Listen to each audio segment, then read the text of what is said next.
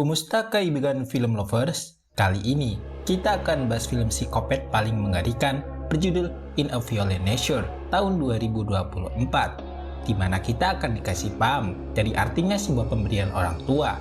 Mungkin terdengar liontin sepele, tapi kita tidak tahu arti di baliknya. Jika kalian ingin tahu gimana cara psikopat memfataliti korbannya, nih jawabannya ada di sini. Tanpa berlama-lama, yuk siapin cemilan, sandarkan punggung, dan selamat menonton. Waspadalah, karena ini akan liar sampai modiar.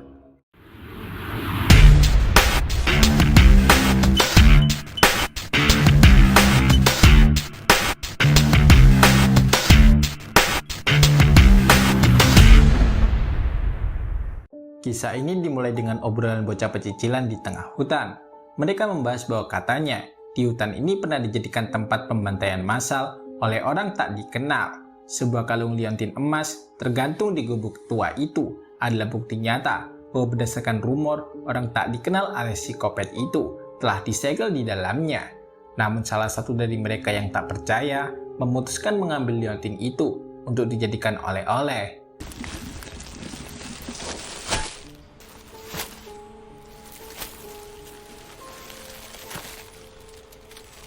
Setelah kepergian mereka, muncul sosok psikopat botak mirip Johnny yang merasa tidak senang jika liontinnya diambil begitu saja. Lantas ia berniat mengejar kemana mereka pergi, bahkan jika itu ke ujung dunia. Baru saja berjalan, psikopat Johnny teralihkan dengan suara trompet mobil yang terdengar begitu nyaring.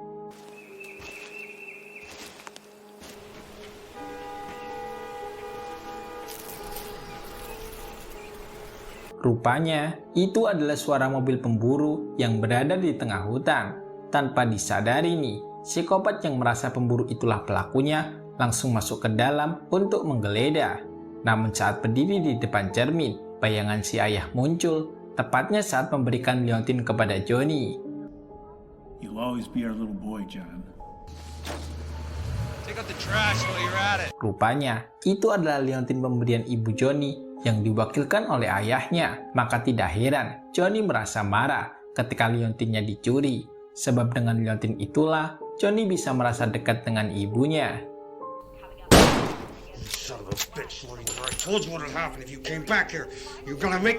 Belum juga selesai melamun nih, tiba-tiba suara tembakan terjadi. Ternyata itu dilakukan oleh si pemburu yang menganggap Johnny sebagai bahaya.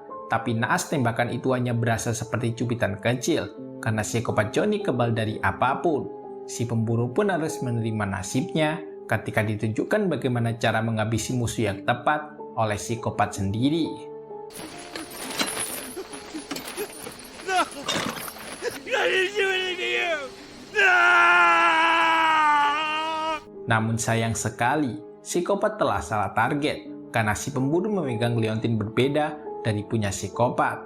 Ia pun bergegas pergi untuk mencari ke penjuru lain dengan santai tapi mematikan.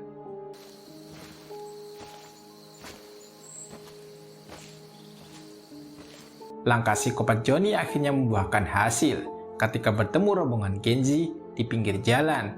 Mengira perkemahannya tak jauh dari sana, psikopat pun diam-diam mengikuti hingga akhirnya menemukan camp mereka. Kebetulan banget, sekelompok anak muda itu sedang mengecil bareng dan sedang cerita horor.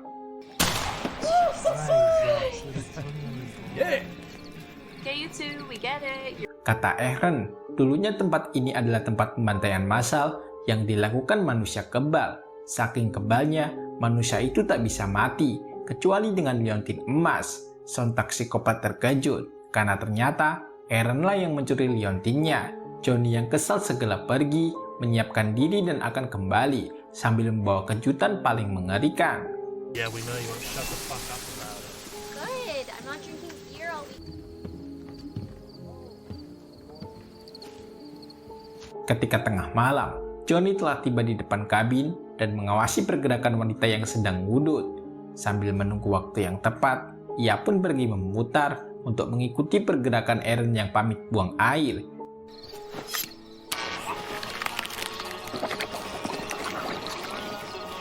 Sungguh naas, karena Eren harus merasakan mati abnormal ketika psikopat Johnny menjebaknya. Sangat disayangkan banget karena liontin milik Johnny tidak di tangan Aaron, sehingga ia harus bekerja ekstra mencari kalung liontinnya.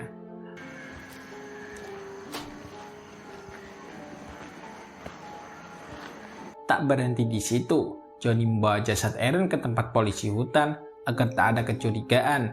Di sana psikopat sangat tertarik dengan topeng kuning yang sengaja dipasang. Tanpa basa-basi, ia pun melempar jasad Aaron ke arah kaca hingga Johnny mendapatkan kemauannya.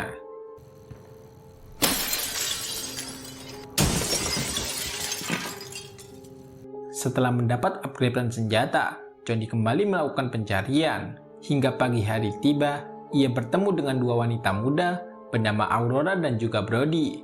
Karena gerah, Brody pun memutuskan berenang ke dalam sungai. Siapa sangka, pagi hari yang cerah harus disuguhkan pemandangan mengerikan ketika psikopat Johnny berjalan ke dalam air untuk melakukan aksi kopetnya.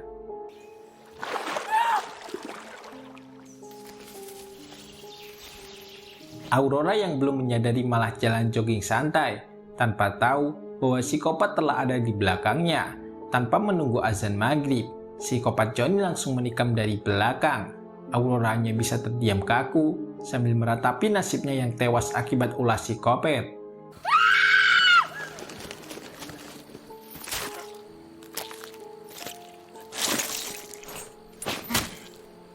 Setelah aksi fatality, psikopat Johnny kembali berjalan karena liontinnya belum juga ketemu.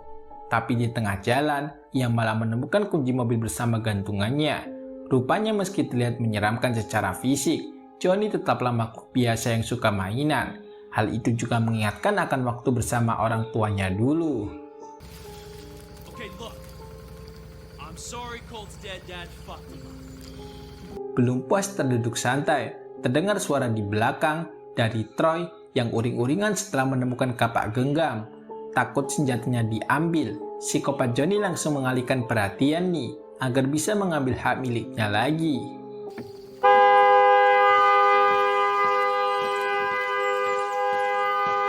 Tepat saat Troy akan berbalik arah, psikopat tengah bersiap untuk menghantam tubuh Troy.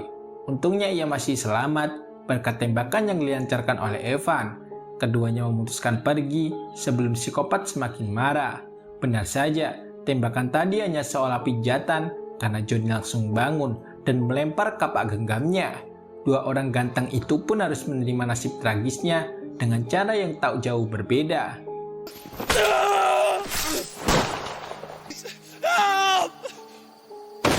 Lagi-lagi, setelah dicari di saku Evan dan Troy, Johnny tak kunjung menemukan kalungnya. Sontak pandangannya teralihkan dengan dua orang bernama Colt dan Chris yang terlihat memakai kalung liontinnya. Tanpa basa-basi, satu ayunan kapal langsung mengudara dan untungnya Chris bisa menghindari dan kabur ke tempat lain.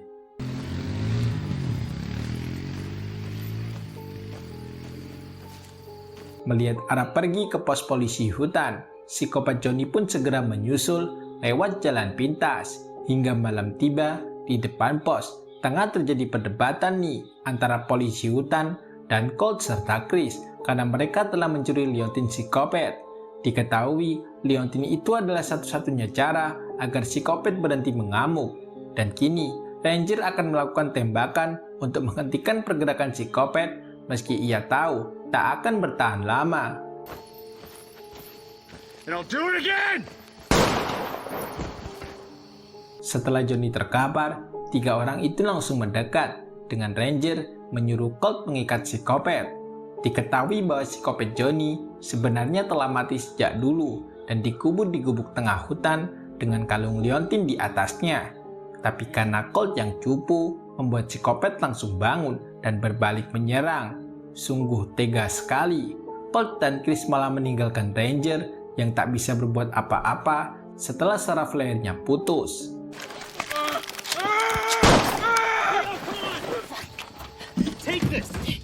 Kini ia pun pasrah ketika psikopat menyeret Ranger ke dalam gudang untuk melakukan aksi kopetnya.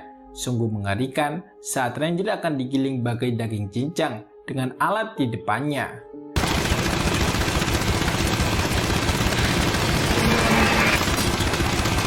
Setelah adegan fatality, psikopat kembali melakukan pencarian. Rupanya, Colt dan Chris bersekongkol untuk menjebak psikopat dari belakang. Tapi siapa sangka, Colt yang baru saja ngomong harus menerima nasib buruknya ketika diajar berulang kali.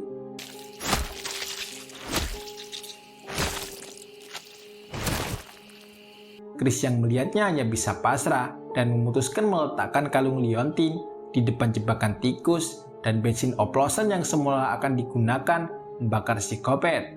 Ia berharap psikopat berhenti mengejar dirinya setelah ia mengembalikan liontinnya. Tapi karena trauma, Chris malah takut sendiri dan bahkan tertusuk kayu yang entah gimana nasibnya.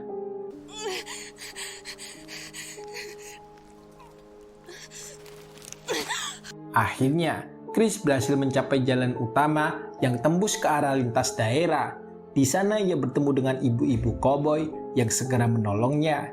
Sambil mengemudi, ibu koboi itu sering keheranan dengan banyaknya orang yang dijumpainya lewat daerah situ sambil merasa trauma. Entah apa yang terjadi, sampai kini ia belum mengetahui bahwa sebenarnya itu adalah akibat ulah manusia yang iseng dan tidak menghormati budaya tempat ia berada.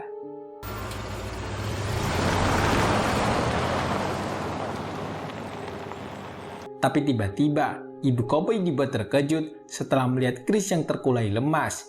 Rupanya pendarahan di kakinya membuat Chris kehabisan darah. Untungnya ibu koboi segera menghentikan mobilnya untuk melakukan pertolongan pertama. Tapi itu sempat ditolak karena Chris takut sekali psikopat akan mengejarnya. Namun setelah ditenangkan, akhirnya Chris mau diobati dan mengakui kesalahannya karena telah berbuat usil.